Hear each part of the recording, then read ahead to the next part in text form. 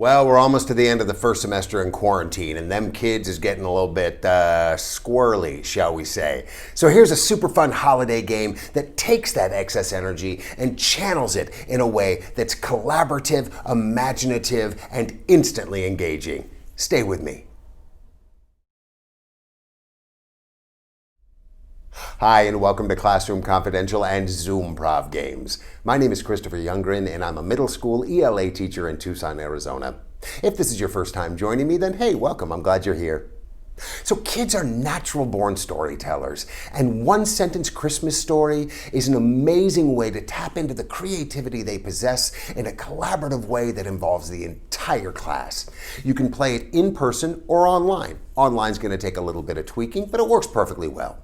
So in class, you're going to have them circle up, right? But since you can't have them circle up online, you're going to put a sequence of names together and you're going to post that into chat so they know who comes after whom. So to begin with, you're going to give them a title. Maybe the title is The Day Frosty Went Psycho, or The Silliest Christmas Pageant Ever, or Rudolph's Revenge, or When Santa Lost His Glasses. And then one by one, they are going to work together to tell a story, one person at a time, one sentence at a time.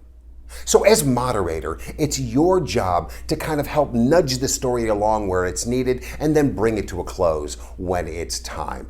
Now in person, maybe you'll go around one time, two times, three times. Online, maybe you'll go down once, twice, three times.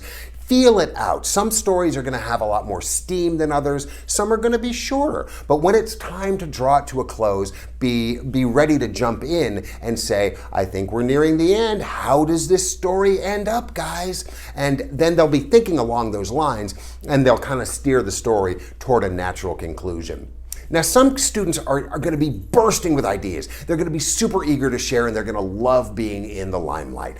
Other students are going to be a little more reticent and shy, or maybe they're just going to freeze up and not know what to say.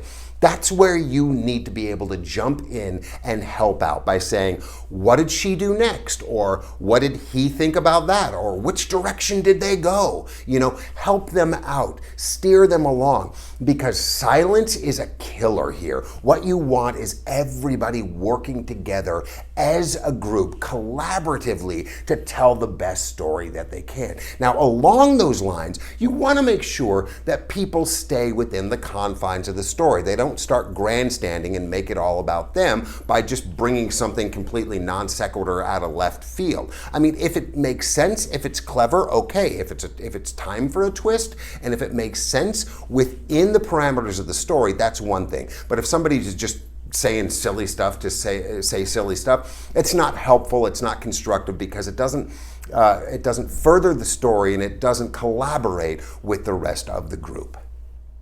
So once you feel like your students are comfortable and confident with a one-sentence Christmas story, you can ratchet up the difficulty a few notches and try one, wait for it, word Christmas story.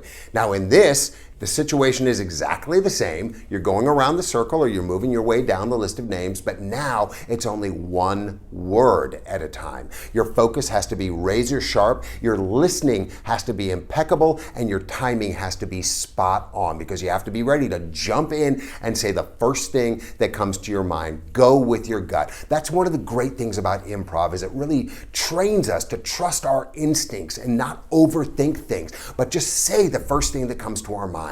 And sometimes the most amazing sentences can come out of a bunch of people putting a sentence together. Now, one of the other great things about this game is that you can tailor it really to any scenario. I mean, it doesn't have to be Christmas. It could be Halloween. It could be 4th of July. It could be Valentine's Day. It could be first day of school. It could be last day of school. It's really wide open, and the only limits are your own imagination. This is a terrific game for team building, sharpening your focus, effective listening, and developing and exploring your imagination while breaking out of your comfort zones. I know you're going to enjoy it. And if you try it, let me know how it goes. Let me know if it's stuck stunk. Let me know if you hated it. Let me know if it didn't work at all for you. I would love to hear how it works for you. I know we're living in a kind of this crazy virtual world this year, and some games work better than others, but I've tried this one out myself, and I know that it works, and the kids absolutely love it. But please reach out. I would love to get feedback from you on how these games are working out for you in your own classroom. Thanks for joining me today. If you got value from this video, smash that like button for me. And if you enjoyed this video, check out this one. This is another great Zoomprov game, and I know you're going to like it. If you're enjoying all my videos, I'm going to subscribe to my channel, and I'll keep them coming. Only good stuff. Be well out there, stay safe, take care of yourselves, and take care of someone else. Happy holidays.